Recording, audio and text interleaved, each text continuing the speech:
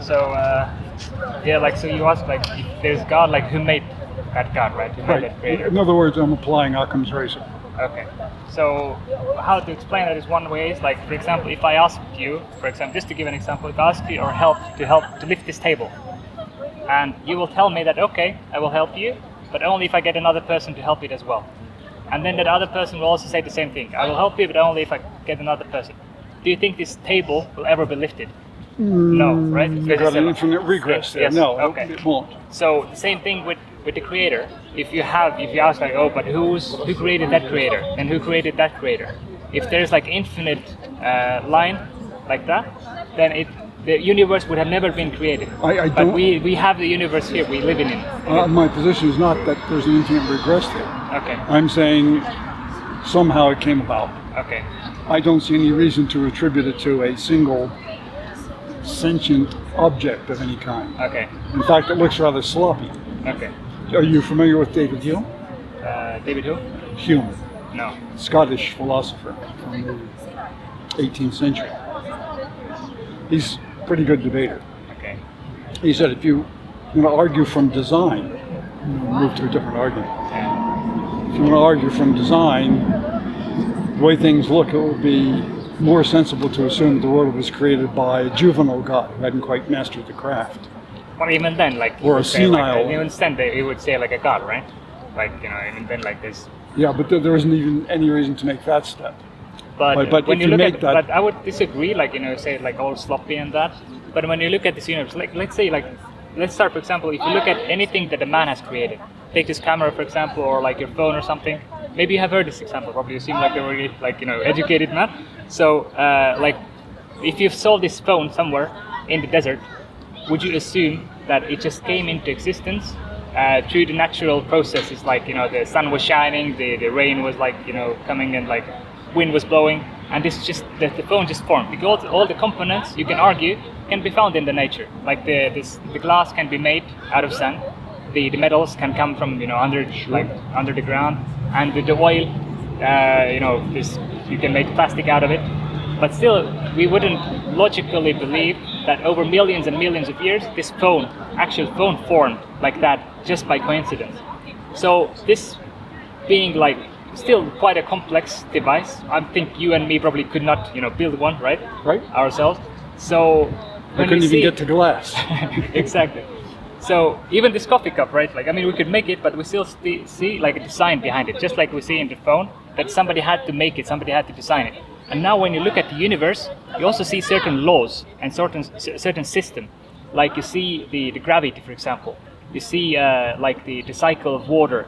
You see how the Earth rotates against this axis, right? It's like 24 hours and it does one round or turn. And if it was like longer, let's say 2 weeks, then the night would probably be like too long, that it would get too cold on one side of the Earth. And also the air that we breathe.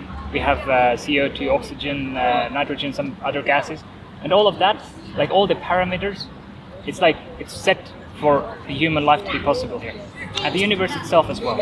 Like it's like there's a system in place, an order.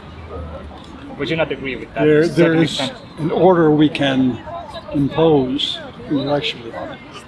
I'm not sure there's an order that exists inherent in it. And I think most of the things you stated could have been otherwise. It wouldn't matter if it was 25 hours to make a day. Okay, that's a very small thing. But like when you take all these parameters, like I just gave like a very few examples, right? But if you take all of them, my physics teacher back at school, who was not actually a believer, he explained it like that. He was like a Gnostic or something, but he kind of always encouraged us to think about these things. Like one of my favorite teachers actually. And the way he explained that is this universe is like as if somebody had like a stack of A4 papers, sheets of paper, and all of these papers had like really tiny hole in different places. And it's as if somebody placed those papers on top of each other, sheets of papers on top of each other, with this hole in the exact same spot. That it cannot be like a coincidence that all of these things come together. Just like this phone, for example, if you think back to the phone example, you say that even this phone cannot come into existence. But which is more complex, this phone or the whole universe? Well, you're leaving out a Darwinian argument here. which is that things adapt over time. Okay, but And can there's been like, a lot of time. but can after like a lot of time this phone evolve into being Yes, it did. the phone itself? It did, Without- not by springing out of sand and Okay, minerals. yeah, but the it universe did and the by laws. it did by being the end result of a process which resulted in beings like you and me, Yeah, but only leave- much cleverer at Yeah, but certain things. even leave the humans aside, right? The But why should you know I? the That's part of the universe, process. the That's- universe itself, like the laws. Humans didn't create gravity. They didn't create like the air that we breathe. They didn't create like all the like the cycle of water and the way that No, this they took atmosphere advantage works, of it right? to make phones. No, but like how did that come into existence? That is also a very complex system. Wouldn't you agree? It's a complex system, and it came into existence by various forces adapting to one another.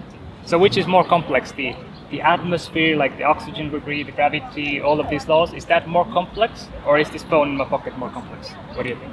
It would depend on your definition of complexity. If you think about all the various currents that are in the atmosphere alone, plus all the currents that are in the seas and oceans, that's pretty complicated.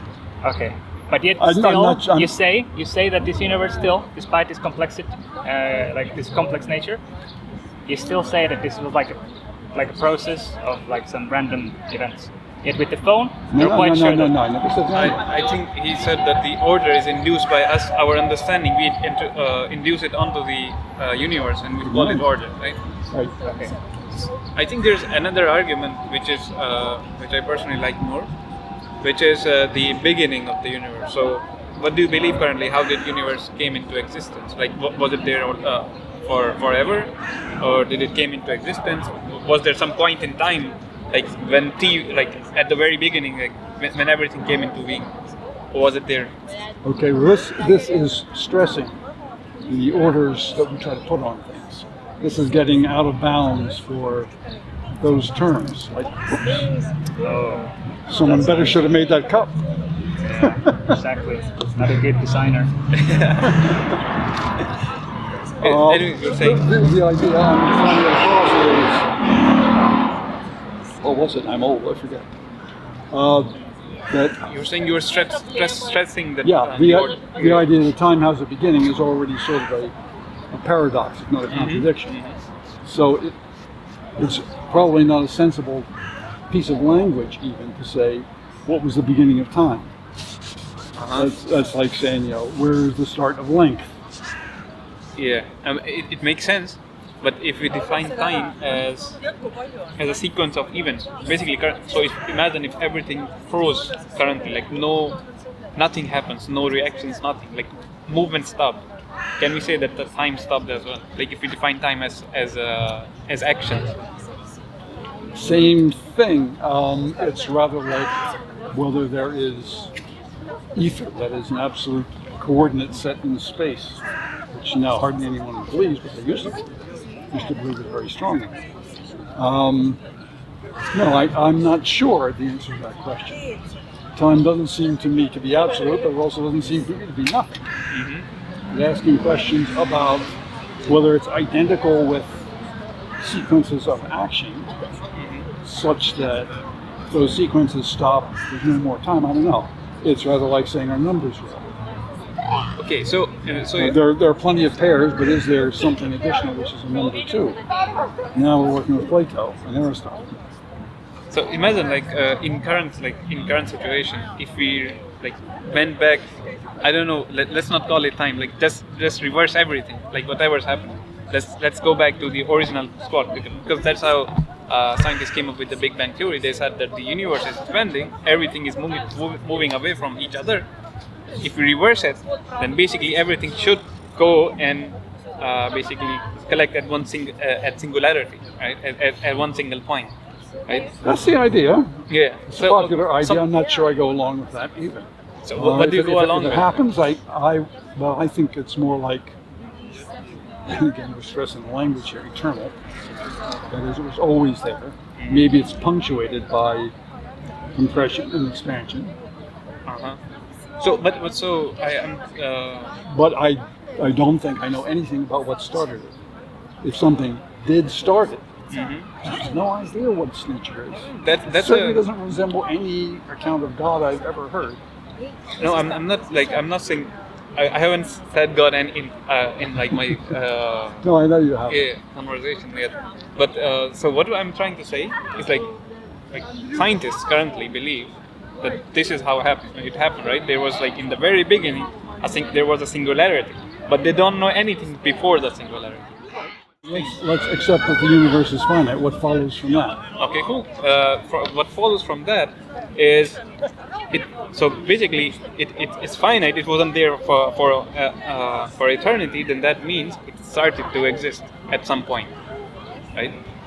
Because that means that's what finite means. There's a starting point, right? Okay, temporal starting point. Exactly. So if there's a temporal starting point, then that means something caused it, because we know like this is. No. You Why can't not? make that step. No. But don't you see everything has a cause? So in this so universe? basically everything is Tell me one working thing on the that basis have a of cause cause. and effect. Something that doesn't have a cause in this universe. Everything we observe, we see a cause behind it, right? Well, if you want to be a determinist about it, okay, but I'm not such a determinist. I'm not actually sure about that. But, Okay. for example, your remarks, do they have a cause? What exactly? What you say. When you said what exactly, what was the cause of that? I'm like physical things. It's all physical. Well, if everything has a cause, your remarks are also things Yeah, because like which have causes. like you mean like what I'm saying, right? Yeah, do you have free Because will or I'm not? saying like right, because I have a free will and I say it, and I'm the cause of this, right? Okay, how do you get free will? If everything has a cause. Like it doesn't negate the free will, right? Because what we explain, for example, like we explain it that God knows everything that is happening and everything that will happen, and also everything that already has happened. But when a person does something, an action, let's say it's like clearly good and bad. Like let's say like he chooses between like stealing or buying, right? When he does either one of these acts, it's not like he is forced. He doesn't feel any like coercion when either he buys something or he steals something, right? So he has the free will. Yet God, we believe, in His ultimate knowledge, knows what was going to happen. But even then, like the words that I utter, I am the cause of that, right? And me having being born, it's because of my parents, like being together, right? So you can always trace a cause back to something. Can you give an example? You can always find a sequence of events. So that's the thing, like so. Whether there's Something anything had to extra be. which is worth calling a cause is the question. No, so something before that, like Big Bang, let's say. I don't know if you agree with that, like theory. But what happened? Like, well, what was or what caused this Big Bang then? I don't know. I mean, but something. You agree that something or some. So there must have that's been a the cause. point. Like something caused it, right? We agree. So with why do- this. why do you say- that to me is an open question. But why do you say like? Why do you Let's- exclude when you let's see say- everything here as a cause in this universe? And it makes sense. I think you're starting to agree with like everything having a cause. No. I mean, can you give me an example then? What is? Give me one Human physical behavior. example. Sorry. Human behavior. But he's the cause of that. Human behavior is causing, this human being is choosing and to behave a certain way. Okay, right? then we're all automata, and we might as well be made of clockwork. No, but like you choose that you are causing that happening. Well, that happening. this is a vexed Right. question in philosophy. Again, at the limits of what language can do with these things. But anyways, like yeah, we could like argue endlessly like about like whether it's like has a beginning or not. But may I ask you like what have you like learned, like heard about the Quran, or like do you believe like anything like what do you think about these historic personas like Jesus and Moses and Muhammad, Facebook and all of them? Do you believe that they existed even, or like what is your stance on that? Muhammad more than Jesus. The records are better. Okay. But all of them are, at the very least, heavily embroidered. Heavily what? Embroidered. Exaggerated. Okay. Basically, false in large part. Okay. But for example, when we take just to go back a little bit, step back, we believe that once we believe in, that this universe must have a creator, what we believe in, then this creator, like he has granted us many things, like we can find we can cover the basic needs. He has covered the basic needs for us, like we can find food and water, we can find shelter in this world, that he has created according to our belief. We can even find like things like love and companionship, which are also like really important we can find in this world. So it would not make sense to, like, for this creator that has granted all of that to us, to leave us without something which is even more important, which is the guidance from him. Because we can like argue to a certain extent, like, okay, why there should be a creator. Like I can present some rational arguments, but we cannot ever find definitive like answers to certain questions, like what happens after this life, if anything, or what is the purpose of the life of human beings, or what is good, what is like, you know, bad. And for this we need guidance from that creator. And we believe that this is how, you know, he sent his messengers, his prophets. He chose certain people from the mankind to teach the humans this message. We believe that, like, you know, Abraham, Noah, Isaac, Ismail, Moses, Jesus, Muhammad, peace be upon all of them, and many, many more, were all prophets and messengers of the same creator. Yeah. What about John Smith? What about him? Like, Is he one too? no. How do you know? Yeah, because we believe, like I will tell you, like why we believe the Quran is the true God, the true book. I mean, revealed by the true God. And in the Quran it says that, like about Muhammad, that he's like the seal of the prophets. So it's the last of the prophets. And it's also said in the Quran that when the God says how He completed the religion for you. And some other verses, and we also have, maybe you have heard, like in the Sunnah, the Hadiths, maybe you've heard this term, like this is the teachings and the sayings of the Prophet Muhammad, yes, right. which are actually historically very like strongly traced back. Like we know like the whole chain of, you know, these like people who, yeah, the narrators who have like said, like for example, I heard from this guy or from this guy or from this guy that he heard from the Prophet, peace be upon him, that he said. And these are like the biographies of these people are studied. It's like a whole separate science in and of itself in Islam, this hadith science. But what I want to say is, like, one of the hadiths is also where he says, like, there is, like the Prophet said, there is no prophet after him. And coming back to the Quran now, why we don't believe in John Smith. Well, many religions make that claim. Okay, that's a good point. Every religion claims their book is the right book, right? And yeah. the final word of God. Okay. And Now, when there were we look at lots of benighted people who had some dim version of it, but you know, they okay. When we look at the had to Bible, wait for for us. example, let's start with the Bible. Christian Bible. Christian Bible, yes. We probably can agree that it has been altered and modified a lot. And badly you know, edited, historical. poorly translated. Yeah. And you know, It's like a even mess. it's some of the, just some of the major examples is that the word Trinity itself, that the nowadays church, Christian church teaches, never was used before year 200 something. In the Church Council of Nicaea in 325, they were still arguing about the status of Jesus, and should he be like the same level as God, or should be lower than that?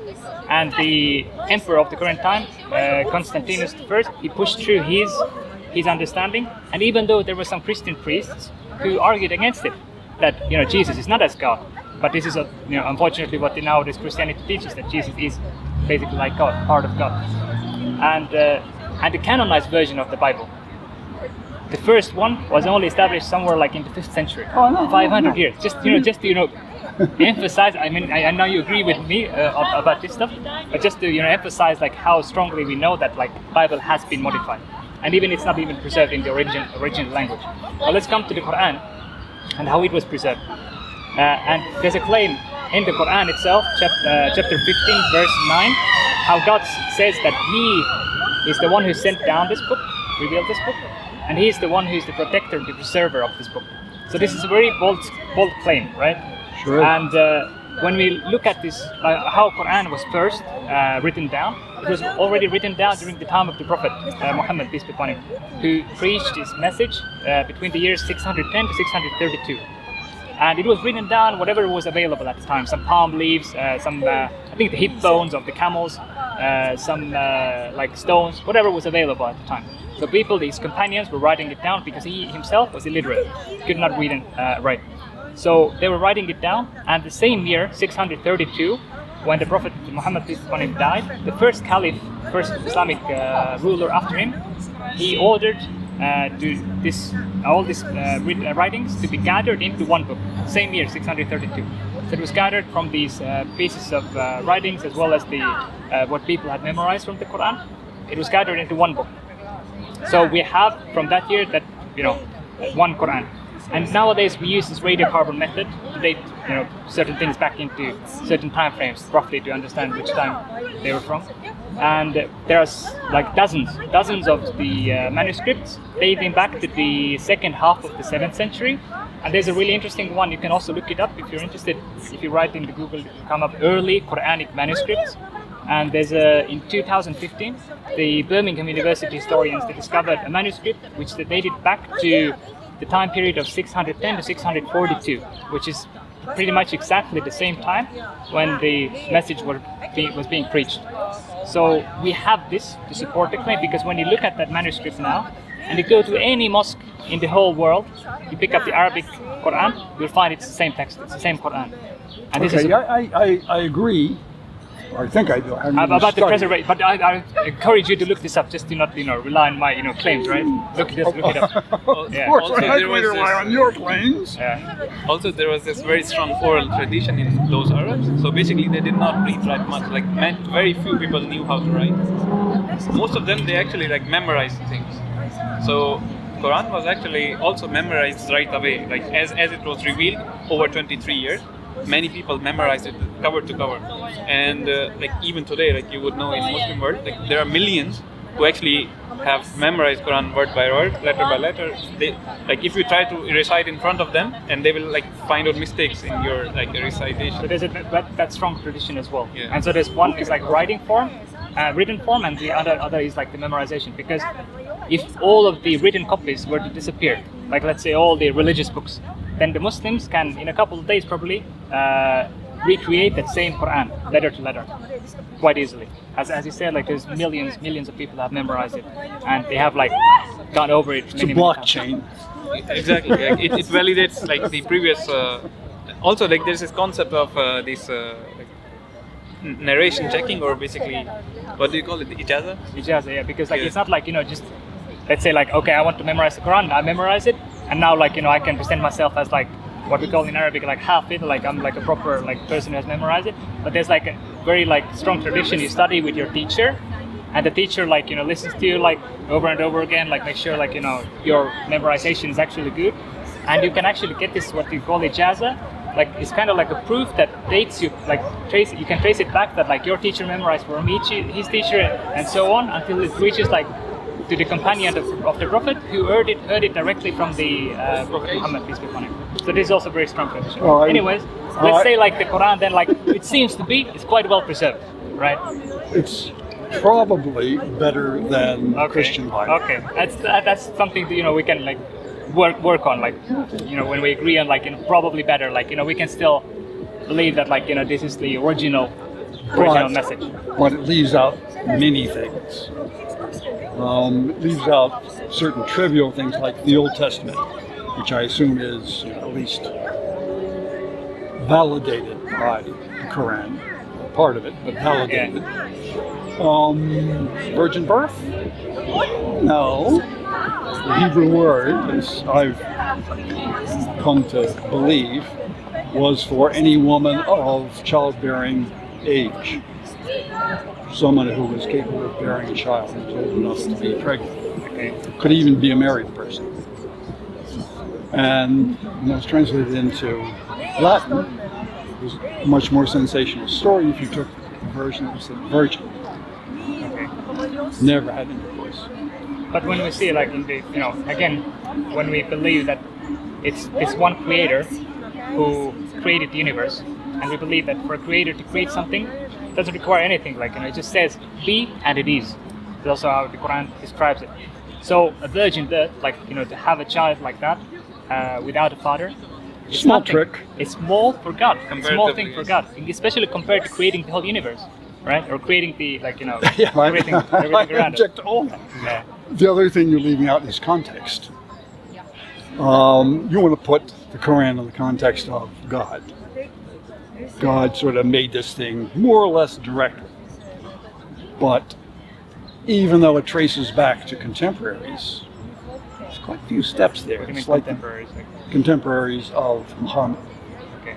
even though it traces back pretty close to that, and closer than we can get to Jesus' Christian Bible by like 150 years. Even though that's the case, there's still plenty of room for errors to creep in. They creep into written text all the time. Yeah, but that's what I referred to before, these manuscripts. Yes, Which we okay. look at. And when you compare the nowadays version, there was an interesting study done recently.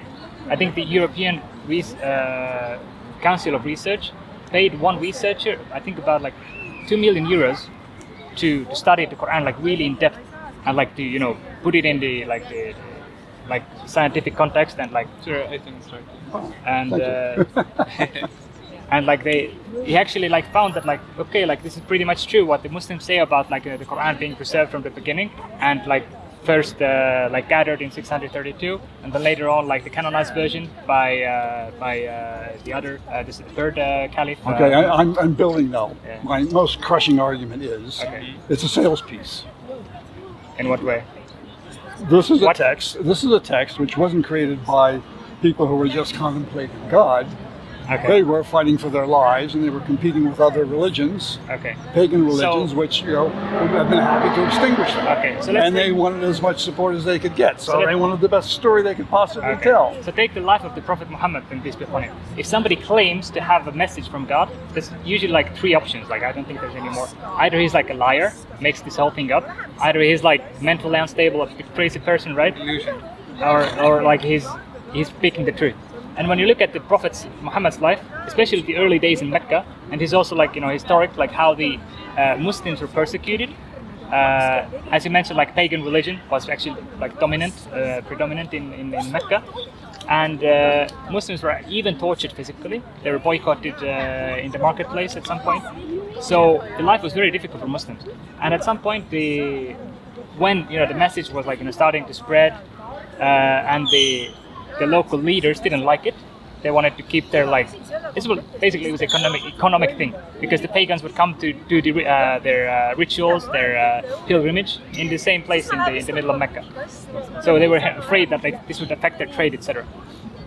If this monotheism would start spreading.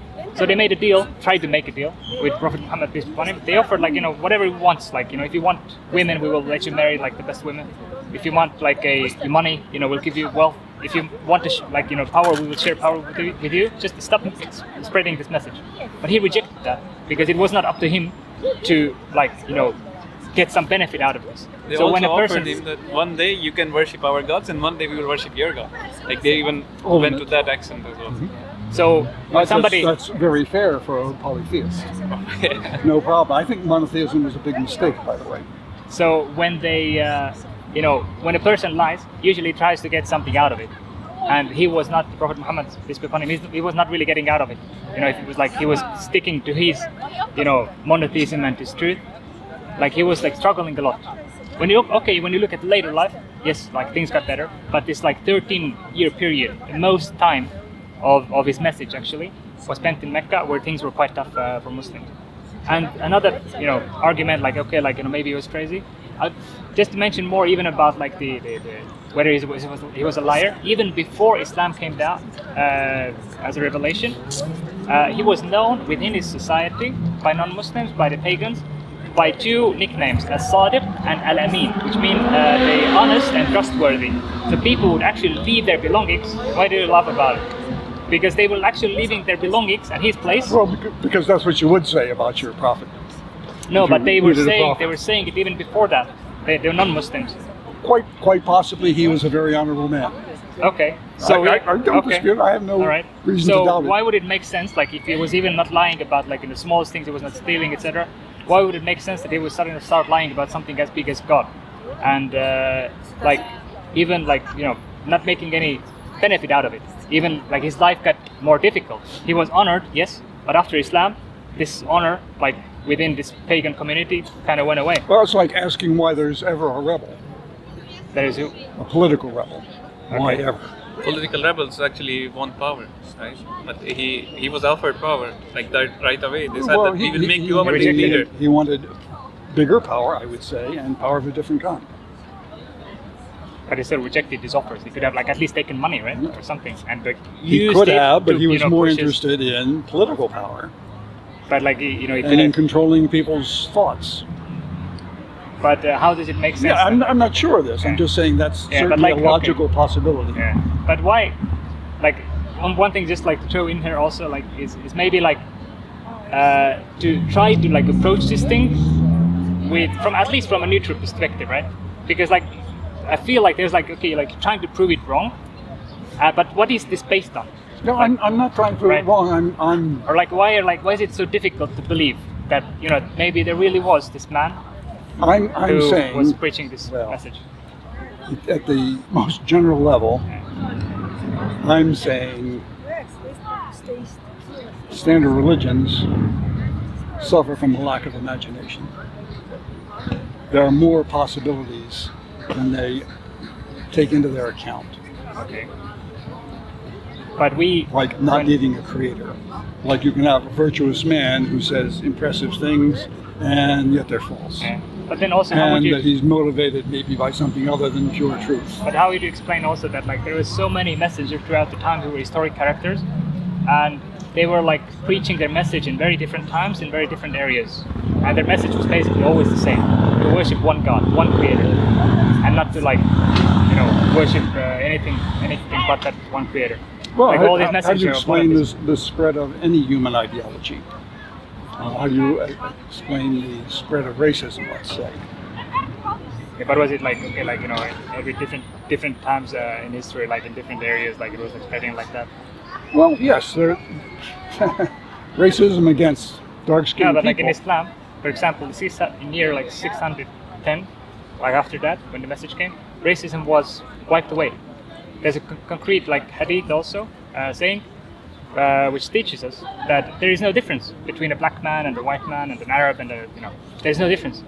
And actually, the black people, they were given the same roles as some Arabs or I like understand that. anyone else. So we can't like this argument doesn't hold really ground. Yeah, Like racism was. generally, Islam at the beginning was much more tolerant than practically anything is now.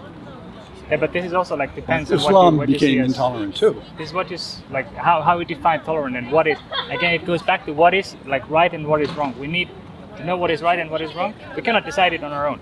Like I don't think we have any other basis. that's I guess where we disagree. That we believe that we need like external factor. We need like creator. We need some kind of guidance. And we believe when you look at the Quran, also like there are certain things in the Quran.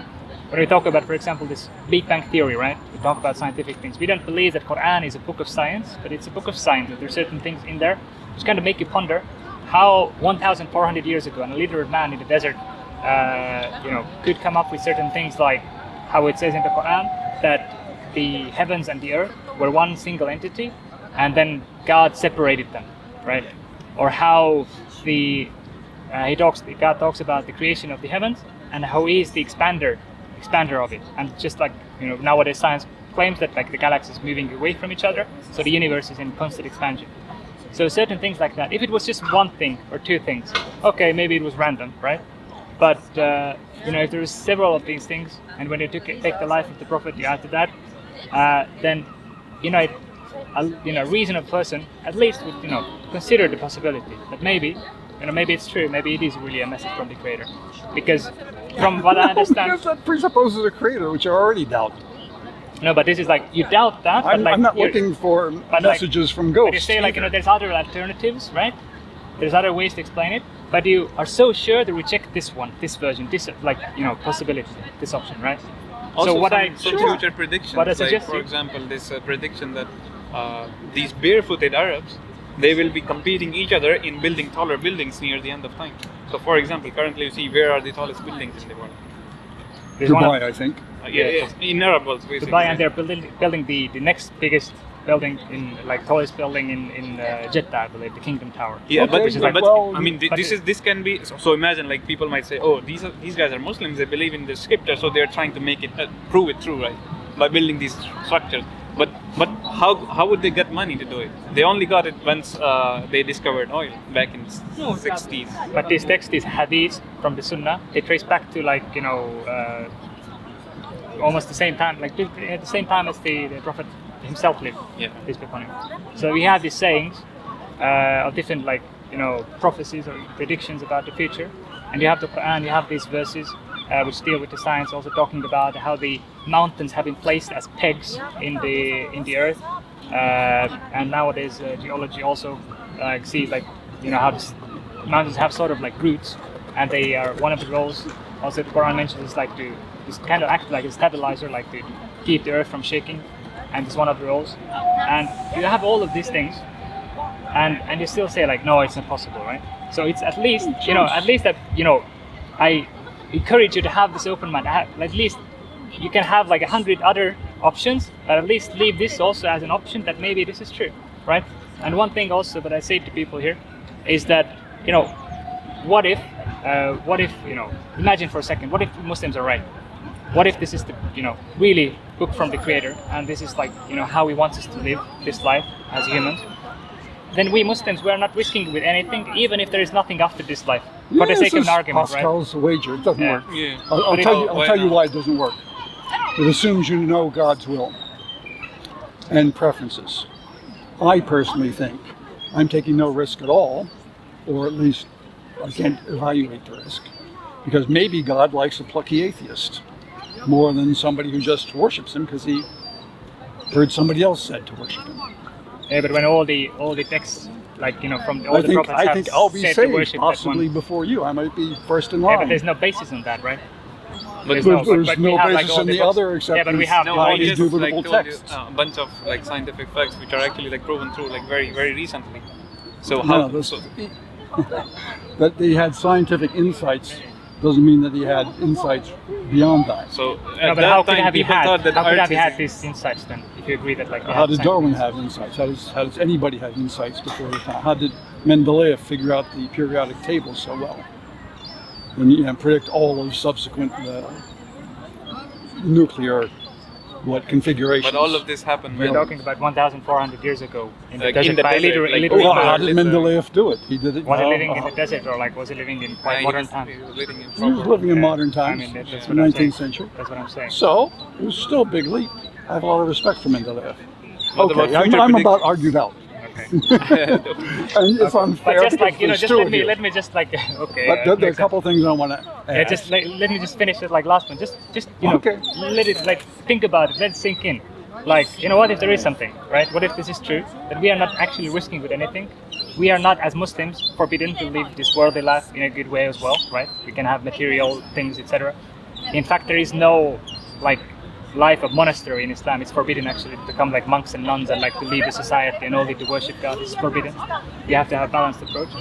So we are not risking with anything, even if nothing happens. But the persons, people who completely either reject this idea of one creator or don't bother to look into it at all, they are risking with a lot if this is true, right? And there are so many books that have come with the same message. It's just something to consider, not to throw it add it to that 100 other theories that you have. Add this If I were to become religious, I'd become polytheistic, absolutely. And that's based on the harm I see that religion does. Religion wasn't really dreadfully harmful until monotheism was invented. And at that point, you have one God that everybody has to believe in, and people would kill for that. So before, no wars ever existed, no conflicts ever existed. No, saying? not Between the polytheists. No, not saying that. Not saying that. There's always reasons for war. Who started World War I or World War II? Was it believers? Was it Christians? Was it monotheists? Was it Muslims? It was monotheists, Christians. You think Hitler was Christian, Stalin was a Christian? No, way. No. So No. this argument doesn't hold ground. No, when I'm you not say saying every war is a religious war. no, but you're saying. I'm saying why do you then uniquely focus? religious wars are attributable to monotheism. Yeah, but they can also attribute wars then to some other ideologies the same way. Of course. And even Of polytheistic course, I don't like religions, you can say nationalism any better. polytheistic religions as well. You can say they have started conflicts. They have conflicts, but it's usually over economy No, or but, territory. but this is the same argument. You can't say that monotheistic is the main cause of these wars, etc. conflicts, right? No, When we have it's so the many main examples in cause of history. people being killed for their beliefs. By the way, let me I would share with argue it's you- different. Like how many, Jews? How many Jews were killed? I'm too tired to argue longer. You want to have a sit? You We can switch. We can sit here. We can talk. No, no. But like no, this argument just doesn't hold ground. Like how many Jews who were believers, monotheists, were killed by whom? Atheists, I would say. Hitler. Well, right? Jews are rather hard on the Philistines, as I recall. No, but I'm talking about this argument right now. Don't I jump mean- into like about the Palestine. harm in general. Like they were harmed, right? I mean, God was pretty nasty to unbelievers in the Old Testament. He Yeah, would but- kill them. No, but this doesn't really hold ground. Like you're just focusing on one aspect, but you're leaving aside like everything else basically. How Well, Islam churches are and, kind of also nice. monotheist The teaches mosques not are to, great. not to kill, not to steal, not to do this Everybody and that. knows that. So yeah, Everybody knows that without religion. do they though? They do. But why do still people like do these things? And even non-Muslims, even non-believers, Human beings sort of suck. So that's okay. Now we're getting somewhere. Human beings, they always find a reason to start wars, to start conflicts, to start violence, right? You don't have to tie it with religion, right? And religion makes and it you easy. will always, this doesn't mean like, you have Bad some people economy who also interpret- makes it easier. makes So it- we should not it have makes bad it- economy. Actually, one way to get political peace, I think, is to make everybody more prosperous. Then they'll settle down. But how do you start this? So basically, all the good economies, like if you like trace them back, they probably are built on top of slavery or like wars and everything. Well, usually an economy is only good for some. I'm talking about making an economy that's good for all. But that's Anyways, yeah, that's we're another going- whole realm. Yeah. Now, I want to ask you some questions, damn it. All right. Are you Shia or Sunni, or does it matter? Sorry. Are you Shia or Sunni, or does it matter? When you ask it this way, normally I would say I'm a Muslim. When somebody asks what's your religion, right? When you ask it this way, You're then, free to take any book as well. then Sunni in that case. Yeah. Does it lead to some follow-up questions? Or? No, Okay, that's just curiosity. I'm just wondering. Okay, I if- was like waiting for something. if we're sort of, obviously westernized Muslims, it makes a big difference.